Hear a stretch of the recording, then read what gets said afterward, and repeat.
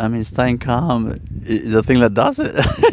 Like, just if you're calm, then there's no issues, you know. Um, but the problem, you can't stay calm, you know, easily. So that's why our attitude, our understanding of how life works,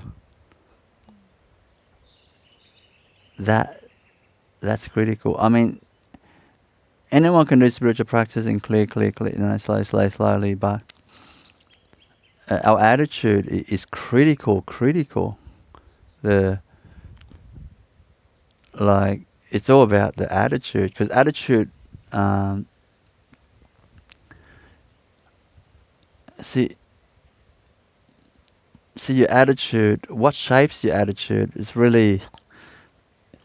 It's all the conditioning, the fear, the rules, the error in your knowledge, and it shapes the attitude. You know, you know, like this. So, once you start to adopt the right attitude, as soon as the attitude shifts, all that fear energy, everything just goes with it. It just clears out straight away. So that's why working at one's attitude is really fast. It's really fast, and that to work out with one's attitude is really deep understanding of what life's about. Like how do we remember our divinity? You know, how do we remember that we are the master of the universe?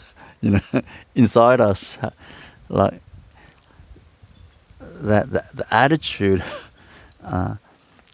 and there's many. I mean, I really like that one book called The Way of the Bodhisattva by Shantideva.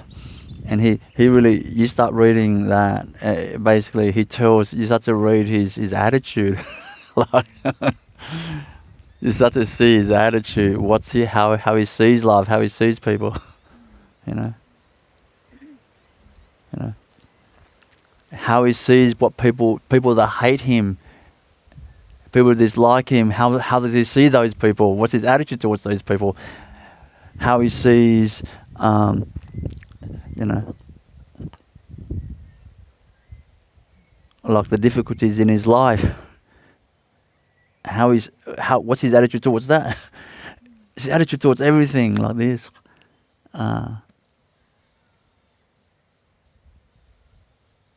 Then in the moment of those, you know, when negativity comes up, and comes up in you, you know, you can do the spiritual practice in that moment. But really, another spiritual practice really is remembering the right attitude in that moment. And one of my favorite, of course, there's so many aspects of attitude, but one of my favorite that I use in my life a lot is like,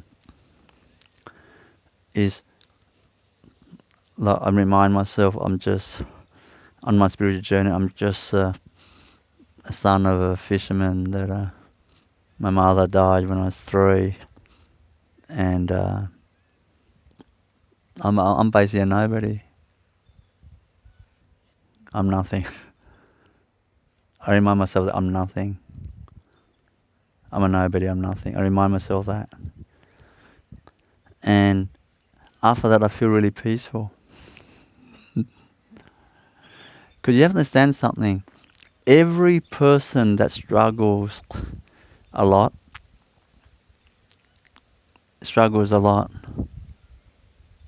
suffering, you don't realize it, but there's something in them that they're actually trying to be somebody, and they're trying to be worthy. They're trying to. They're running away from being nothing, basically. You know, and that resistance of being a nobody. The resistance of being a nobody. Believe it or not, it is that That's what suffering is. Suffering is when you're resisting that you're a nobody. I want you to hear the wind right now. Ask yourself, do you think the wind thinks it's a somebody? Or does it feel I'm a nobody, I'm just the wind? You know? Does a human being think I'm just a human being? Or does a human being think that I'm a superstar? I'm a king. I'm a president. I'm talented. I'm great. I'm the GOAT. Greatest player of all time. Stand for GOAT. You know?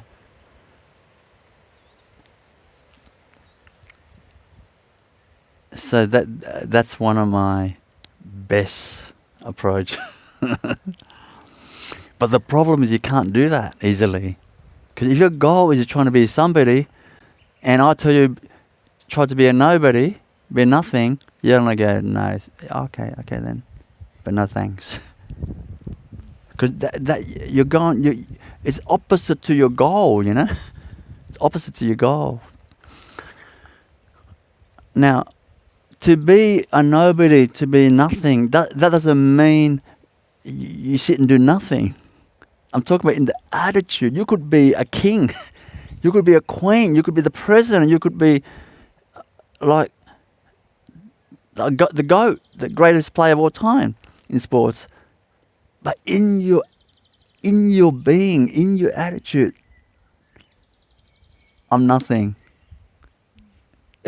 Who understands what I'm saying there? Yeah, you know. Now, to be nothing, to remind ourselves in the moment of particularly, challenges, that I'm nothing, I'm a nobody, and just like accepting that, loving that, that's very different to somebody is striving to be a somebody, but failing at being a somebody and thinks they are nobody. Whereas the other one is accepts that they're nobody, knows that they're nobody, and loving that they are nobody. Put your hand up, you understand what I'm saying, the difference is. The second one, there's no suffering. The first one is full of suffering. Like that. So, but that's not easy. That's high level stuff. Easy to speak that, but to remember that attitude in those type of situation is difficult. Much better just stick to a spiritual practice,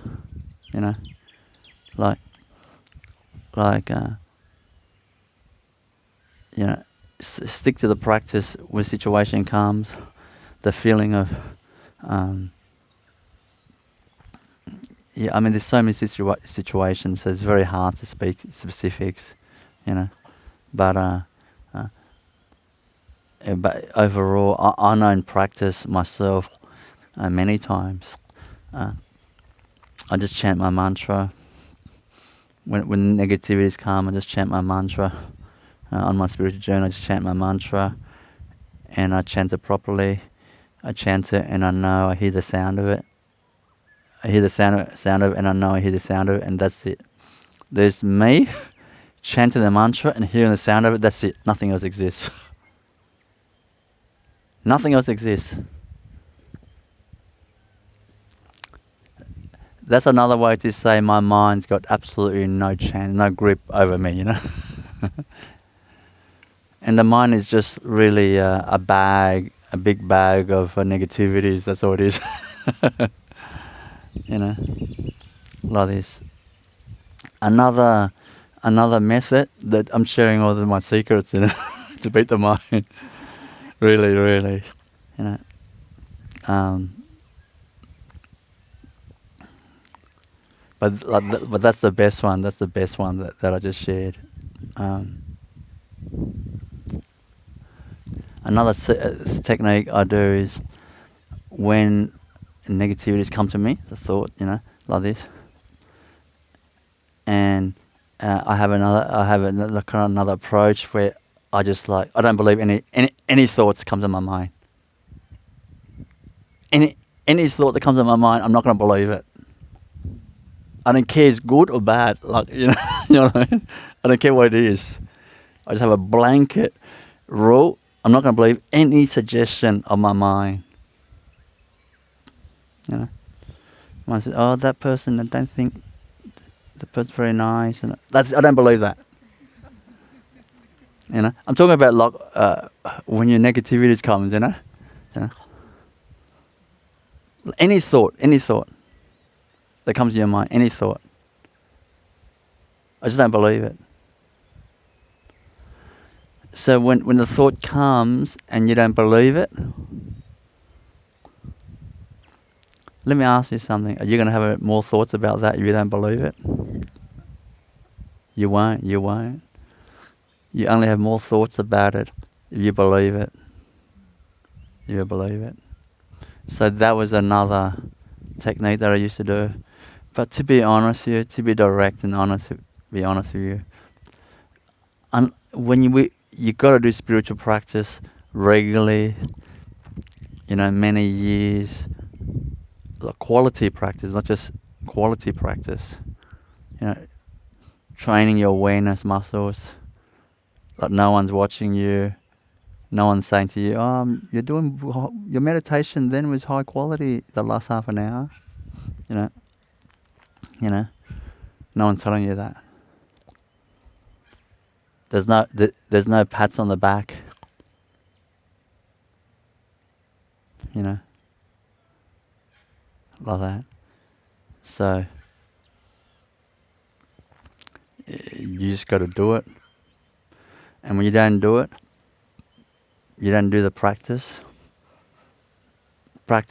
and living with the right attitude, you strive and you don't do the spiritual practice daily, you've got no chance. You've got absolutely no chance. So what I'm sharing with you, I'm nothing and I don't care. I don't believe any thought comes to my mind. They're just garbage. They mean nothing. They're just words. You know what I mean? But when we practice combined, somehow, I don't know, the chance you remember here and there, it just comes and you start to, when you start to remember your awareness increases, you start to remember your attitude and it creates self-control and remember to practice in the moment of challenge. Suddenly, if this is a tennis match and you're 5-1 down and you win the next game 5-2, you know you're in the game, because the other person's getting a bit nervous backing off and suddenly you're playing all out, you're not worried about losing. Suddenly you're in the game. That's champions. And Novak Djokovic, Rafael Nadal, Roger Federer, they've won so many sets 5-1 down, I'm telling you. Like this. But you got to practice regularly.